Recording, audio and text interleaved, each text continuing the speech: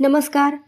काव्यपरी Jayashree official या माझ्या YouTube चॅनलवर मी प्राध्यापिका जयश्री चौहान आपल्या सर्वांचं मनपूर्वक स्वागत करते. आजच्या भागात सर्व मैत्रिणींचं मनपूर्वक स्वागत.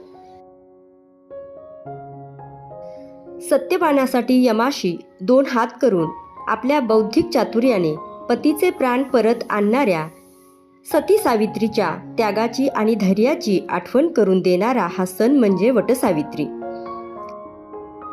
आजच्या या भागात माझ्या सर्व मैत्रिणींसाठी मी माझी एक सुंदर कविता सादर करणार आहे.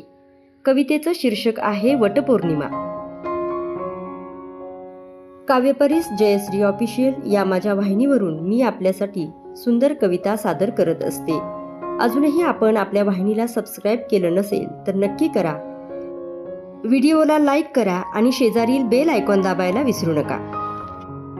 चला तर सुरू करूया या वटपौर्णिमेनिमित्त एक सुंदर कविता. वटपौर्णिमा.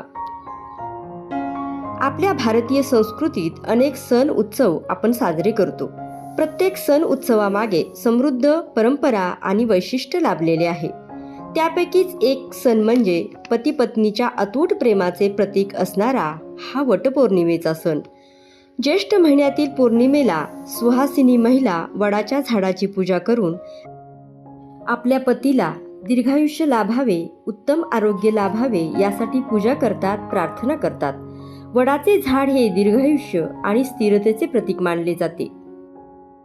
द्वापार युगातील ही कथा महाभारताच्या वनपर्वात सावित्री उपाख्यानात आलेली आहे. सत्यवान सावित्रीच्या पुण्याची ही कथा आजही अजरामर आहे.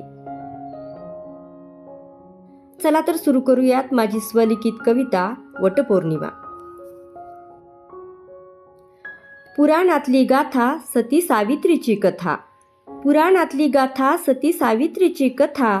जिच्या सत्वापुढे टेकवितो यमराज ही माथा. जिच्या सत्वापुढे टेकवितो यमराज ही माता. सती सावित्रीची कथा. धन्य ती सावित्री प्राण परत आणले पतीचे. धन्य ती सावित्री प्राण परत आणले पतीचे. वटसावित्रीच्या पूजेतून संस्कृती आपुली जपली जाते. वटसावित्रीच्या पूजेतून संस्कृती आपुली जपली जाते. पुराणातली गाथा सती सावित्रीची कथा.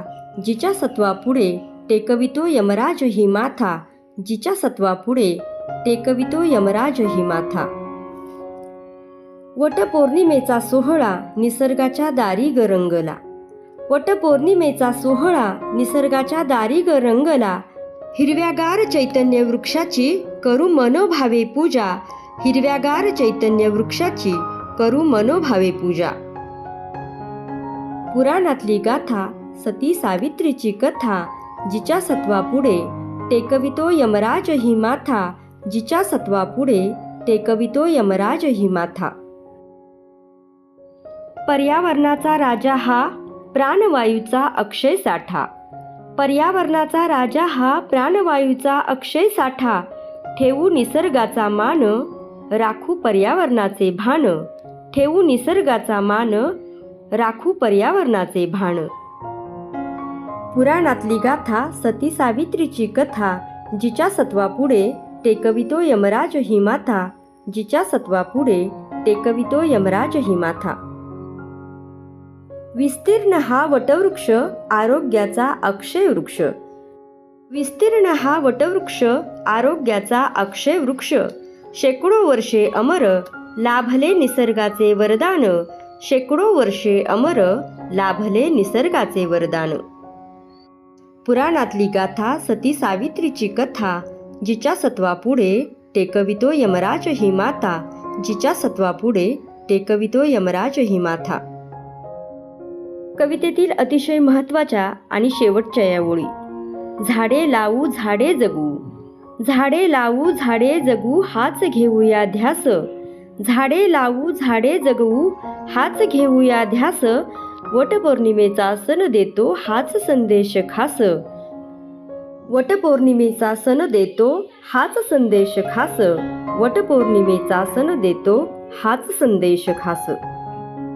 पुराणातली गाथा सती सावित्रीची कथा. जिच्या सत्वापुढे टेकवितो यमराज ही माता, जिच्या सत्वापुढे टेकवितो यमराज ही माथा. माझ्या सर्व मैत्रिणींना वटपौर्णिमेच्या हार्दिक हार्दिक शुभेच्छा.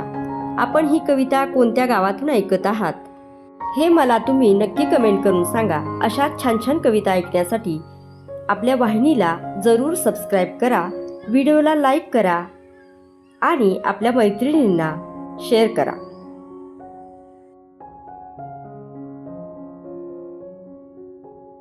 पुन्हा भेटूयात एका नवीन कवितेसह. तोपर्यंत नमस्कार. धन्यवाद.